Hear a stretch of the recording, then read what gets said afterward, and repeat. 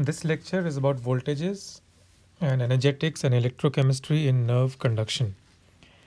Before we go into voltages and energetics of nerve conduction, we must first understand the ion transport machinery in cell membranes, which transports ions across cell membranes. So on the bottom here is a Wikipedia image of a cell membrane. You can see these lipids here, and you see two types of transporters. You see this one, green, which is a potassium channel, and this one is a sodium channel. The one in the middle is a sodium pump. So there are two types of transporters in cell membranes. These are ion channels and ion pumps. And the reason we have these is because the concentration of ions is different across the cell membrane. For example, in this image, you can see a lot of potassium inside the cell, but very little outside the cell. We will come back to this later.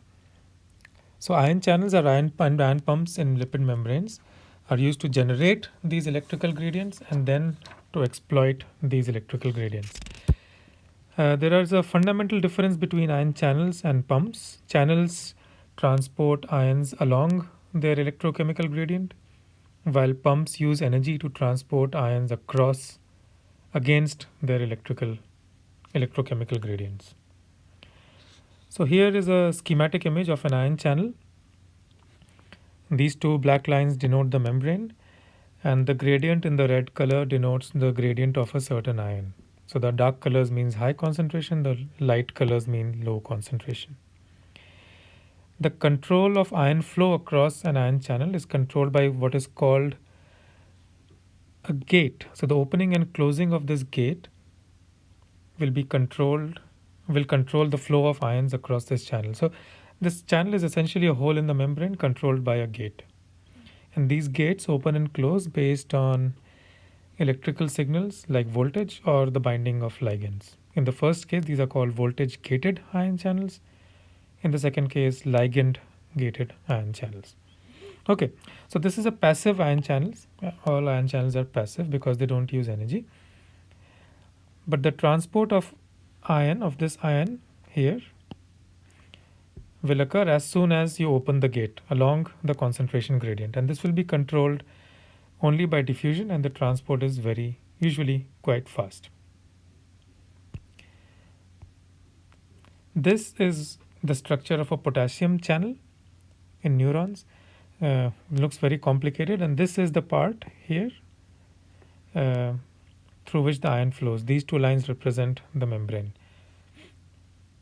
Okay, let's look at ion pumps. Ion pumps transport ions against their concentration gradients.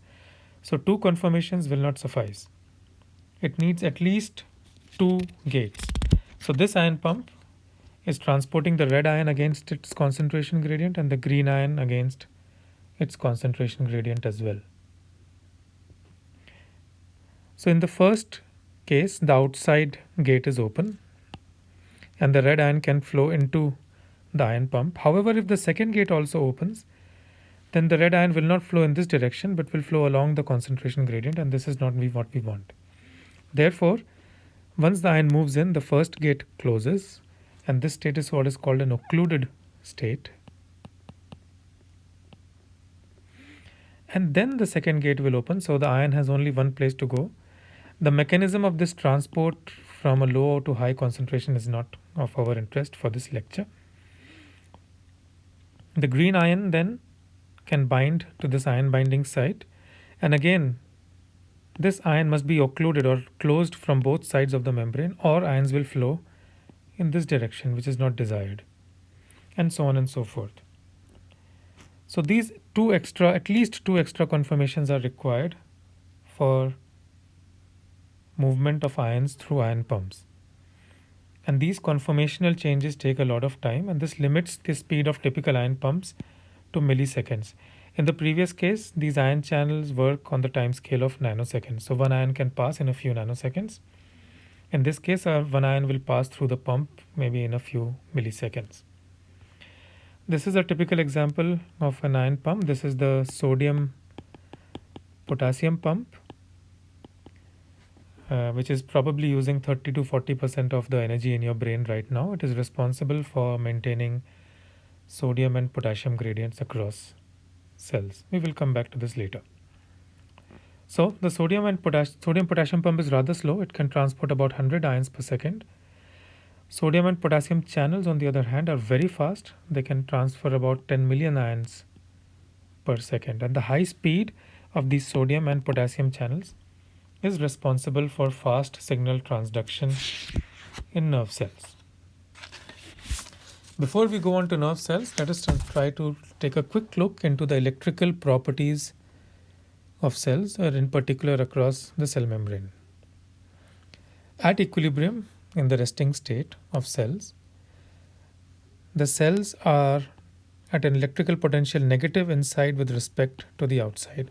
So if you were to insert two thin electrodes, one inside the cell and one outside the cell, and you measure the electrical potential, this electrical potential would be about minus 70 millivolts. This is at equilibrium.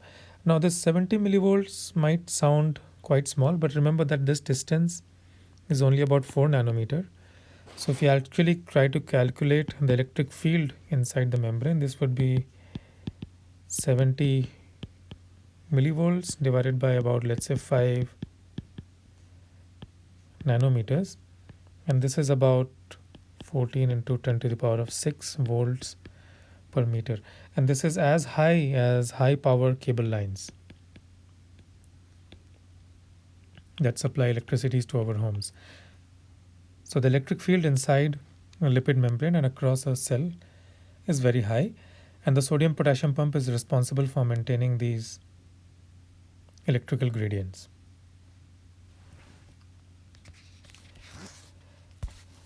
Now the cell membrane is a low dielectric medium. It contains hydrophobic lipid tails mainly, and is a poor conductor of ions. I don't know what happened there. Since it is a poor conductor of ions, it is regarded as an insulator. Now if you remember your basic electrical circuits, a capacitor is essentially an insulator surrounded